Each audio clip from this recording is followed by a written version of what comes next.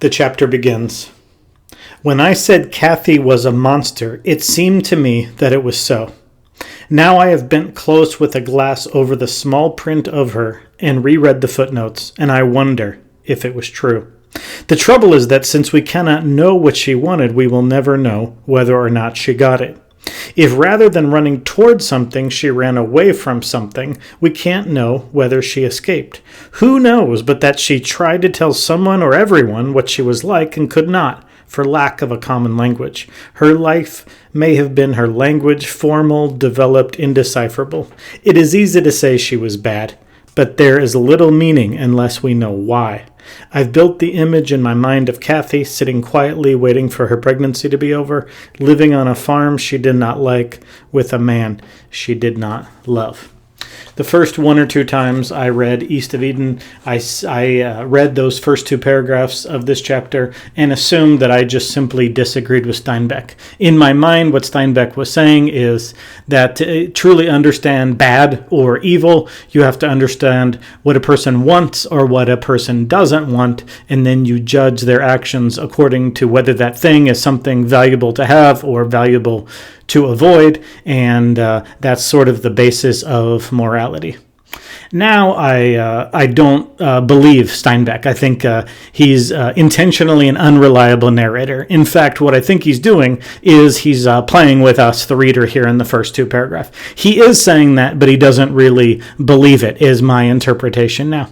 I think Kathy is so horrific at the end of the chapter that he wants us to start to doubt Charles calling her a demon and Steinbeck calling her a monster, and Samuel and Lee are two wise characters of the novel, both getting the ick feeling from her. And so what Steinbeck, I think, is trying to do is to get us to go back and say, wait, maybe she isn't a monster.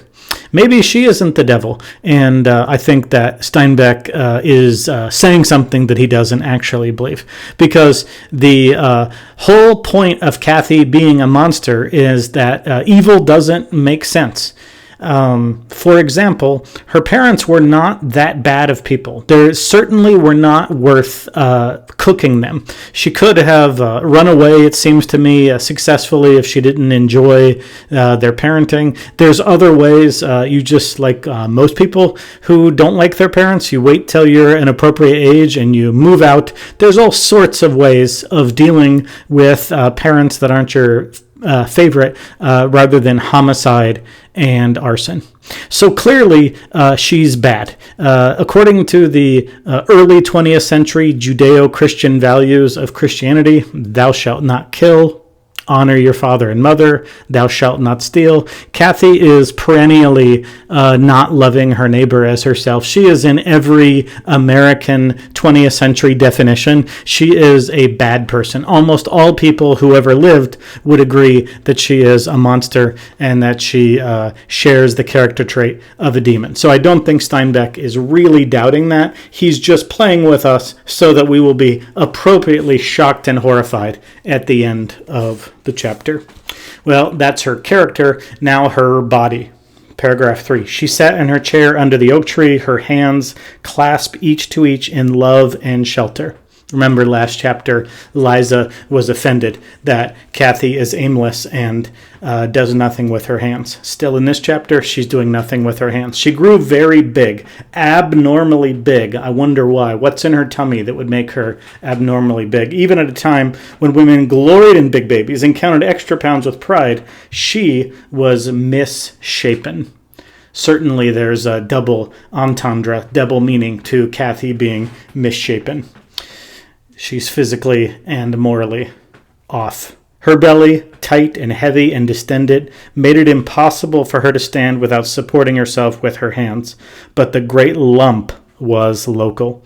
Shoulders, neck, arms, hands, face were unaffected, slender and girlish. Her breasts did not grow, and her nipples did not darken. There was no quickening of milk glands, no physical planning to feed the newborn. When she sat behind a table, you could not see that she was pregnant at all. Again, a double meaning or a poetic meaning, a literal and underneath it, a metaphorical meaning. Her body is not ready to care for the babies, and she, as a person, is not ready to care for the babies. In that day, there was no measuring of pelvic arch, no testing of blood, no building with calcium. A woman gave a tooth for a child. It was the law, and a woman was likely to have strange taste. Some said for filth, and it was set down to the Eve nature, still under sentence for original sin. So Kathy, her diet is not ready to be the mother of these children, to even birth this child. Kathy's odd appetite was simple compared to some. The carpenters repairing the old house complained that they could not keep the lumps of chalk with which they coated their chalk lines. So Kathy is eating chalk, what people do sometimes with a calcium deficiency, an eating disorder, not a mental disorder, but an eating disorder, usually lacking calcium. So her breasts lack milk, her soul lacks a mothering instinct, and her body lacks calcium. Again and again, the scored hunks disappeared. Kathy stole them and broke them in little pieces. She carried the chips in her apron pocket, and when no one was about, she crushed the soft lime between her teeth. She spoke very little. Her teeth are going to crush some other thing later in the chapter. She spoke very little. Her eyes were remote. Remember, that's what Samuel noticed about her. Remember that when Samuel was a little boy, someone was executing a person, and that person about to be executed locked eyes with little boy Samuel, and Samuel remembers to this day, as an older man, he remembers that the eyes were not human. So as way back in chapter 3, Adam looked at his brother Charles and he said, he's of a different species. Samuel locked eyes with this condemned, probably murderer, and looked at those eyes and said, he's of a different species. These are subhuman eyes. And now he is rattled by the fact in the last chapter that he sees the same thing in Kathy, her dead, shark, dull eyes. She spoke very little. Her eyes were remote. It was as though she had gone away, leaving a breathing doll to conceal her absence. So a doll is something that appears to be alive, but if you want to have any relationship with a doll, it will not love you back. And it's just a figure of a person, a mold of a person, but there's no soul. To put it in the Garden of Eden, God needs to breathe the breath of life, to take the dirt, the dust, and breathe into it, the spirit, breathe into it life. And Kathy doesn't have that.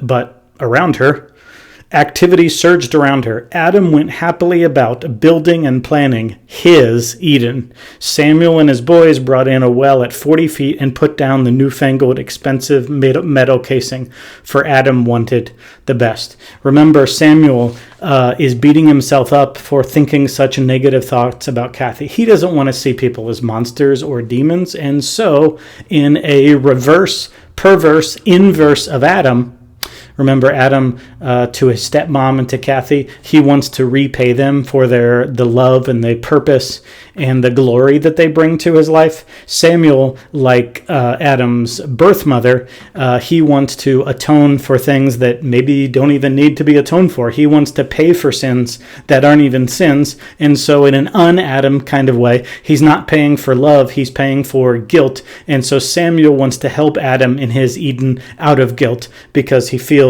bad for having such a negative view of Adam's wife. And so Adam is blissfully blind to who his wife is and what the property he's building will entail as far as their life together. And Samuel is atoning for what the reader knows. Well, he's absolutely right.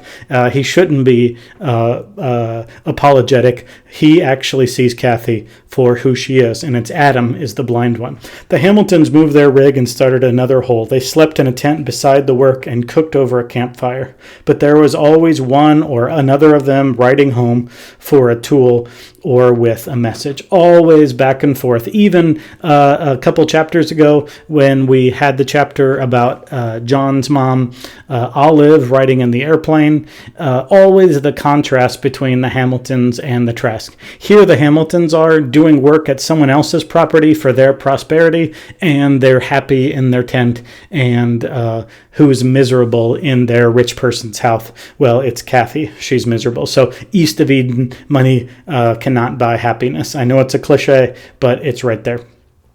Finally, the last paragraph. Adam fluttered like a bewildered bee, confused by too many flowers. He sat by Kathy and chatted about the pipelant roots just come in. He sketched for her the new fan blade Samuel had invented for the windmill. It had a variable pitch and was an unheard of thing. He rode out to the well rig and slowed the work with his interest. And naturally, as he discussed wells with Kathy, his talk was all of birth and childcare at the wellhead. It was a good time for Adam, the best time. He was the king of his wide and spacious life, and summer passed into a hot, fragrant autumn. Adam has placed all of his hope in two things that are idolatry, and the second thing is related to the first thing.